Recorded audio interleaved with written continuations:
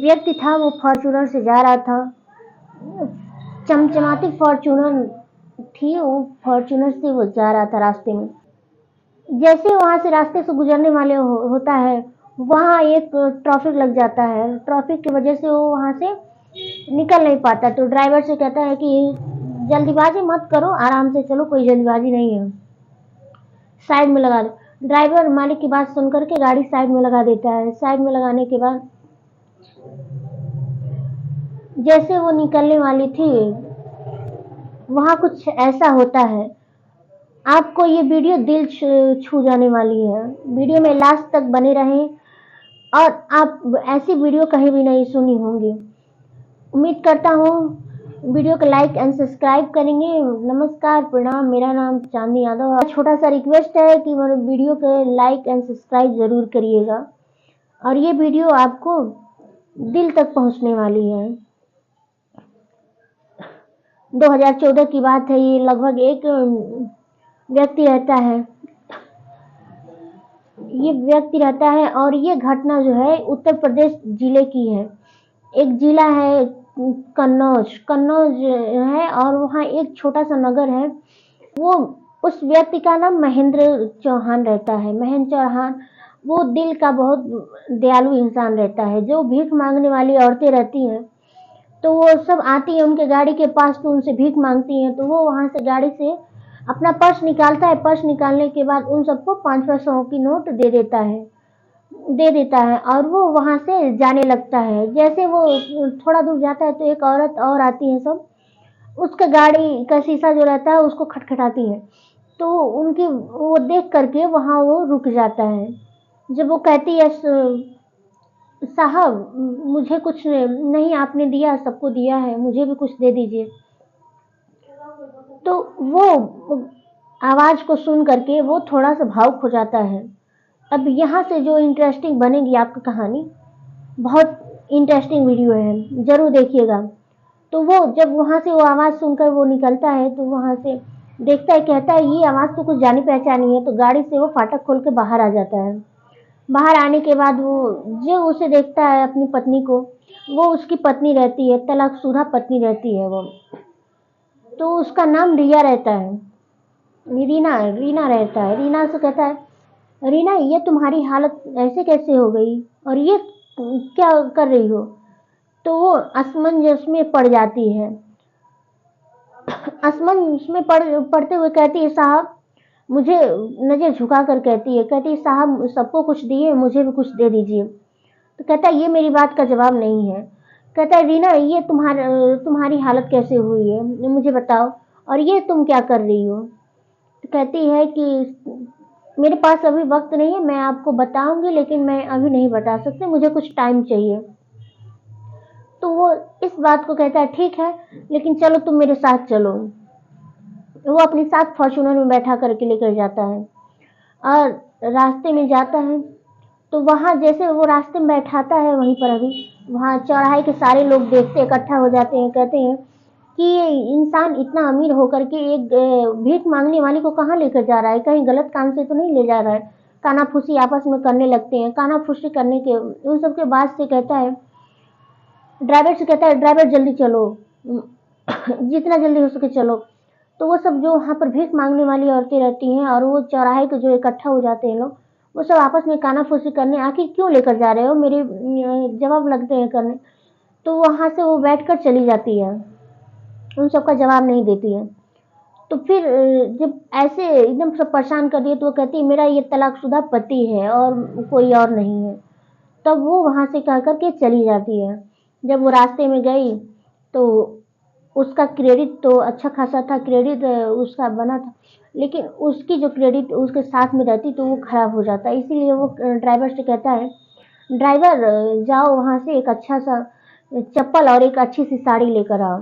तो वहाँ से वो होटल में चला जाता है। होटल में जा करके वहाँ उसको रीना को वॉशरूम में जाती है, वॉशरूम में जा करके फ्रेश होती है, नहा वहाँ करके फ्रेश होकर आती है। तो वो उस व्यक्ति महेंद्र रहता है। महेंद्र वो कहता है, देखता है रीना को, तो देखते रह जाता है। उसे एक तार जैसे वो उन सब में आपस में इतने दिन बाद मुलाकात हुई थी, शादी के तलाक होने के बाद 5 साल बाद मिले थे वो सब। और वो देखता है, देखते ही रह जाता है। देखने के बाद तो उसे तो दिल्ली जाना था और उसे जल्दी कुछ ज़रूरी काम था, तो कहता है, रीना मैं यहाँ से दिल्ली जा रहा हूँ और ये कुछ पैसा लो और तुम अपना एड्रेस और पता मुझे दे देना। रीना उसे अपना एड्रेस पता लिख कर दे देती है और उसे कहता है, मैं दिल्ली से वापस आऊँगा, जल्द मैं तुमसे मिलूँगा। यही कहकर चला जाता है। जाने के बाद वो दिल्ली चला जाता है, ये अपने वहाँ रूम पर चली जाती है। दोनों के आपस में देखने के बाद दोनों करवटें रात भर बदलते रहते हैं, किसी को नींद नहीं आती है। कैसे वो सोचता है जल्दी काम निपटा करके कैसे मिले रीना से, आखिर उसकी ये हालत कैसे हुई। वो सोचता है कि इसको तलाक होने के बाद वो जो जुर्माना लगाई थी कोर्ट से, वो भी उसको पैसा भी दिए थे, पैसा देने के बाद भी ऐसी हालत कैसे इसकी हो गई। तो जब वहाँ से वो आता है दिल्ली से, तो रीना के पास ही जाता है। रीना से जाकर के वो जब उसके घर एड्रेस पर जाता है, तो वहाँ पर नहीं रहती है। तो जहाँ वो पहले भीख मांगने पर मिली थी, वहीं पर वो जाता है, डायरेक्ट वहीं जाता है। तो वहाँ जाता है, तो वहाँ पर रीना वहीं पर मिलती है। रीना को फॉर्च्यूनर में बैठा करके रीना के किराए का रूम रहता है, उसी घर में वो लेकर आती है। तो जब बेडरूम के पास में लेकर जाती है, एक छोटा सा कमरा था, वहाँ पर खटिया रूम था, तो वहाँ पर लेकर जाती है, तो देखता है कि वो उसके शादी वाला वो फोटो वहीं पर लगाई थी। वो फोटो को देख करके और असमंजस में हो जाता है। कहता है कि आखिर तलाक जबकि इतने दिन हम लोग का बीत चुका, तो आखिर क्यों कैसा प्यार दिखा रही है। तो कहती है, मेरी कोई गलती नहीं है, मैं तभी प्यार करती थी आपसे और आज भी करती हूँ। मेरे लिए आप वही हैं और मेरी गलती नहीं है। तो वो यहाँ पर रोने लगती है। रोने के बाद वो अपनी सारी हकीकत, सारी सच्चाई वो अपने पति से कहती है, मेरी कोई गलती नहीं है और मैं जो तभी थी और आज भी वही हूँ।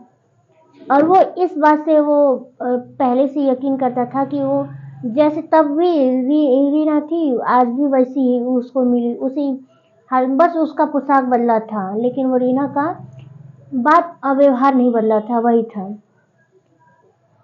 तो कहती है कि मेरे जीजा और मेरे पिताजी आपका धन देखे थे, इसीलिए मेरा आपसे शादी करने के लिए तय किए थे और आपका धन देख करके मेरा शादी उन्होंने फिक्स किया था। जब देखा वहाँ पर शादी तो हो गई मेरी आपसे, और जब देखा वहाँ पर कुछ भी कमी नहीं है, हर चीज़ संतुष्ट है, और वो इस बात से लेकर के उनके मन में जीजा को लालच सी हो गई।